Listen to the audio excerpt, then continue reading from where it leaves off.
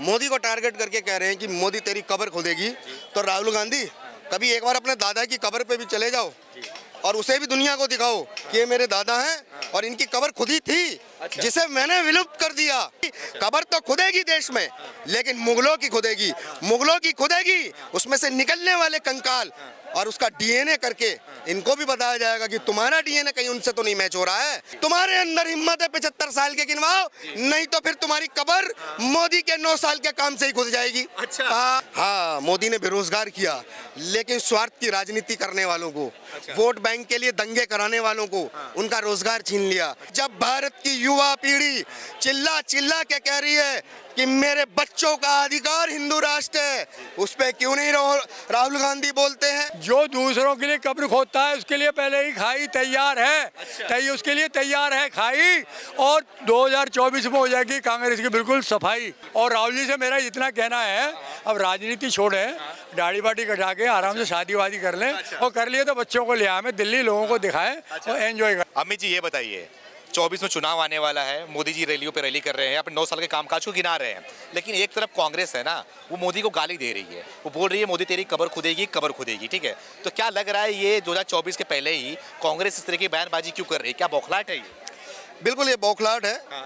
मैं साफ कहता हूँ कि अगर ये लोग मोदी को टारगेट करके कह रहे हैं कि मोदी तेरी कब्र खोदेगी, तो राहुल गांधी कभी एक बार अपने दादा की कब्र पे भी चले जाओ और उसे भी दुनिया को दिखाओ कि ये मेरे दादा हैं और इनकी कब्र खुदी थी, जिसे मैंने विलुप्त कर दिया। इस भारत के लोगों को छुपा के रख दिया।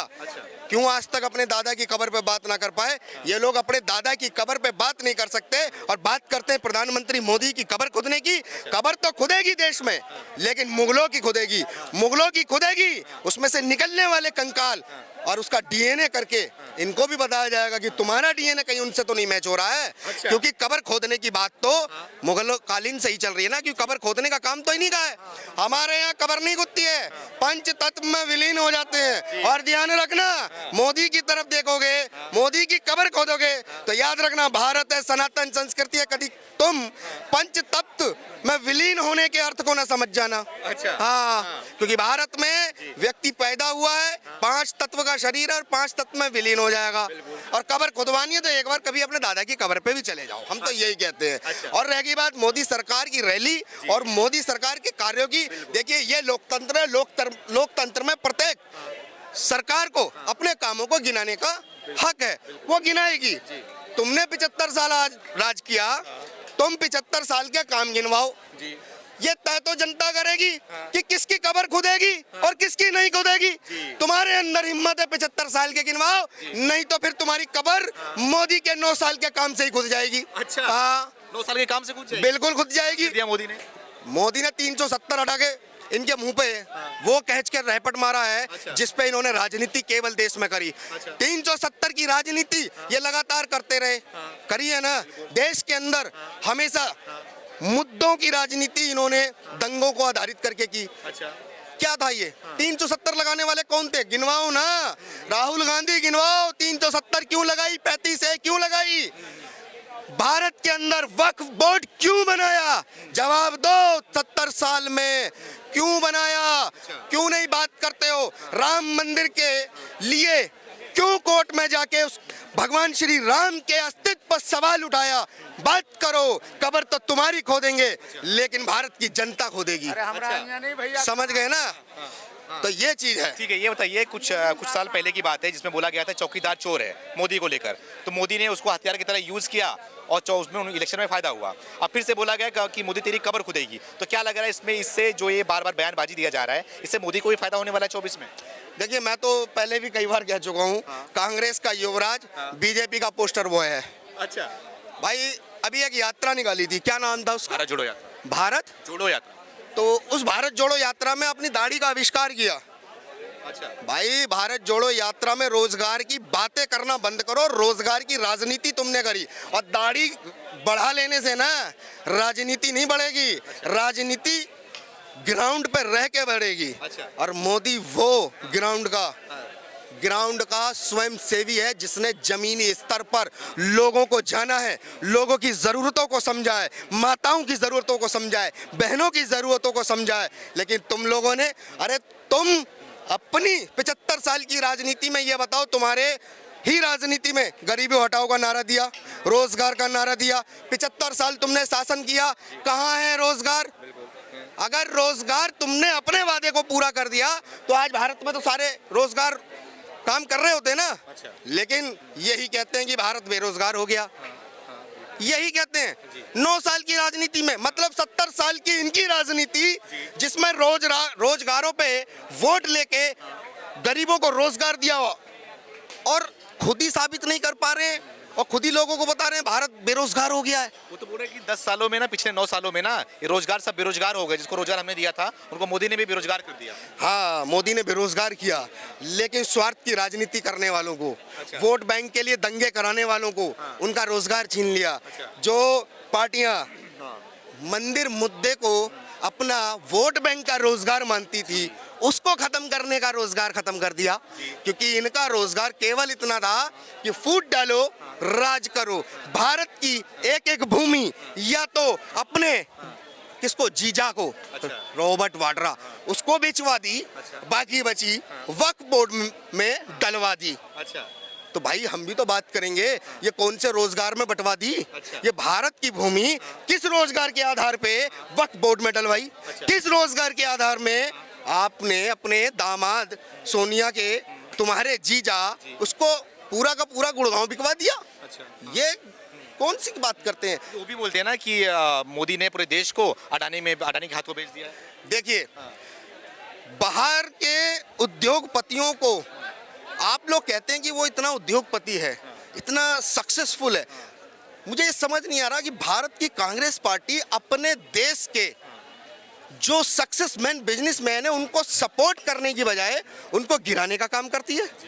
अगर आप हमारे उन सक्सेस जो बिजनेसमैन है उनको युवा पीढ़ी को दिखाओ तो हो सकता है कि हमारी युवा पीढ़ी प्रभावित हो बड़े बड़े बिजनेस करने के लिए। लेकिन ये नहीं, ये तो कटोरा छाप रोजगार और भुखमरी पे बात करेंगे। क्यों? क्योंकि इनका मुद्दा ही शुरू से वही था, रोजगार और भुखमरी। ये लोग देख ही नहीं सकते कि युवा पीढ़ी, आप भी तो 2014 से पहले कभी इस तरीके से खुलेआम नहीं माइक लेके चल सकते थे। लेकिन ये मोदी सरकार थी जिसने स्वतंत्र भारत के अंदर लोगों को बताया आपको अभिव्यक्ति की आज़ादी है, आपकी आज़ादी आपकी है। आप लोकतंत्र के वो नागरिक हैं जो सरकार को चुनता है, जो अपने शब्दों को किसी भी स्तर पर रखे, वो उसकी अभिव्यक्ति की आज़ादी है। पहले क्या होता था, ये चंद नेता जो बोले वो देश के लिए होता था और हम लोग चुपचाप सुने। नहीं, अब जनता बोलेगी, तुम जैसे नेता सुनेंगे और जो देश के हित में होगा वही अब सरकारें तय करेंगी। हाँ, लेकिन मोदी पे एक और आरोप लगता है कि मोदी खाली एक धर्म को लेकर, एक समुदाय को लेकर टारगेट करते हैं, उनकी बातें नहीं करते और एक समुदाय की, एक धर्म की बातें करते हैं। इसमें क्या कहना चाहेंगे? देखिए, सीधे तौर पे बात करो, हिंदू मुसलमान कर। 75 साल की राजनीति करने वालों, पहले ये बताओ 1947 में भारत का बंटवारा किया, वो बंटवारा धर्म के आधार पे हुआ था क्या? नहीं, वो हुआ था मजहब के आधार पे। मजहब के आधार पे आप बंटवारा कर देते हो। धर्म अगर हमारी पीढ़ी उस समय समझ लेती, उसको रोकने के लिए 1976 में सेकुलर शब्द डाल दिया। क्यों? हम लोग सनातनी हैं, तुमने हमें सेकुलर क्यों बनाया? और जब हमने सेकुलर उस समय तुमने संविधान में धोखे से डाला, हमने किसी ने विरोध नहीं किया, हम लोग देश को प्यार करते थे। लेकिन आज जब भारत की युवा पीढ़ी चिल्ला चिल्ला के कह रही है कि मेरे बच्चों का अधिकार हिंदू राष्ट्र है, उस पे क्यों नहीं राहुल गांधी बोलते हैं? भारत में पैदा होने वाला प्रत्येक व्यक्ति हिंदू है। हिंदुस्तान की भूमि में जो पैदा हो रहा है वो हिंदू है। भारत की भूमि का आप अन्न खा रहे हो और आप भारत को सेकुलर बता रहे हो, ये नहीं चल पाएगा। भारत सनातन, और सनातन के साथ में योगी जी ने कहा भारत सनातन राष्ट्र है। तो हिंदू राष्ट्र का संकल्प जो भी लेगा वही अब इस देश में राज करेगा, क्योंकि भारत ने करवट ले ली है एक लंबी छलांग के लिए। और मैं बता भी दूं राहुल गांधी जी आपको, जिस दिन राम मंदिर का निर्माण पूर्ण होने के बाद जब उसके शीर्ष पर भगवा ध्वज लहराएगा तो देखना कितनों का रोजगार तो वहीं उस मंदिर के आसपास चल जाएगा। और अगर आप बेरोजगार हैं तो उस मंदिर के पास जाना। प्रभु श्री राम बड़े दयालु हैं, आपकी सुनेंगे, आपको रोजगार भी देंगे। हमने देखा आपका उत्तर प्रदेश छूटा, आप अमेठी छोड़ के भागे, नीचे भागे। आना है अयोध्या, प्रभु श्री राम की सेवा करो, तुमको भी रोजगार मिलेगा, पुनः मिलेगा, उत्तर प्रदेश में मिलेगा। हाँ, इतना सपोर्ट करेंगे हम इसे। मेरा आखिरी सवाल आपसे ये है कि मोदी ने टर्की का सहयोग किया, सीरिया का सहयोग किया, ठीक है, तो क्या लगता है आपको कि पाकिस्तान, बातें उठ रही है कि पाकिस्तान का भी सपोर्ट करना चाहिए मोदी को? क्या मोदी को सपोर्ट करना चाहिए पाकिस्तान पे जाके? बिल्कुल भी नहीं करना चाहिए। जो देश नरसंहार पे खड़ा हुआ हो, भारत के हिंदुओं का नरसंहार हुआ था 1947 में, उस नरसंहार पर पाकिस्तान का निर्माण हुआ, उसे कदापि स्वीकार नहीं करेंगे। हाँ, एक राय देंगे पाकिस्तान के लिए, बलूचिस्तान के अंदर बलोचों को, आप ये बताइए वहाँ की युवा पीढ़ी कहाँ गई?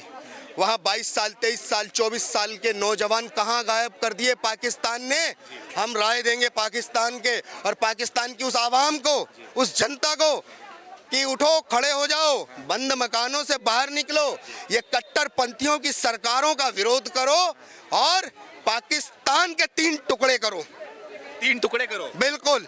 अच्छा। बलूच को आजाद करो और उसके बाद बचे हुए हिस्से को 2 टुकड़ों में बांट दो। अच्छा। और हमारा पीओके हम अपने आप ले लेंगे, हमें किसी से मतलब नहीं। हमारे अंदर इतना सामर्थ्य है कि हम पीओके ले लेंगे। पाकिस्तान का एक ही इलाज, उसके हो 3 टुकड़े। 3 टुकड़े। जी, धन्यवाद अमित जी। जो दूसरों के लिए कब्र खोदता है उसके लिए पहले ही खाई तैयार है। अच्छा। उसके लिए तैयार है खाई। और 2024 में हो जाएगी कांग्रेस की बिल्कुल सफाई। अच्छा। हाँ, और यही हालत रही तो भैया दूसरे के क्यों कब्र खोद रहे हो आप? अच्छा। सब आपके पास सही शब्द नहीं है, तो दूसरों को गड्ढे में डालना चाहेगा, वो बच जाएगा क्या? सबसे बड़ा CCTV कैमरा ऊपर है, मैं उसको मानता हूँ। अच्छा। हाँ, और यहाँ देश में सबसे बड़ा ऊपर मोदी बैठा हुआ है। अच्छा, आप उसका अपमान करोगे या भगवान का अपमान करोगे या किसी शक्ति का करोगे? मैं तो कह रहा हूँ मुसलमान है, उसकी भी पावर है, हर धर्म को मानना चाहिए, किसी भी धर्म को अपमान नहीं करना चाहती हूँ, मगर जो बड़ों का अपमान करेगा वो तो गर्द में जाएगा वो। बिल्कुल। और राहुल जी से मेरा इतना कहना है, अब राजनीति छोड़े, दाढ़ी बाटी कटा के आराम से शादी वादी कर लें, और कर लिए तो बच्चों को ले आए, दिल्ली लोगों को दिखाएं और एंजॉय करें।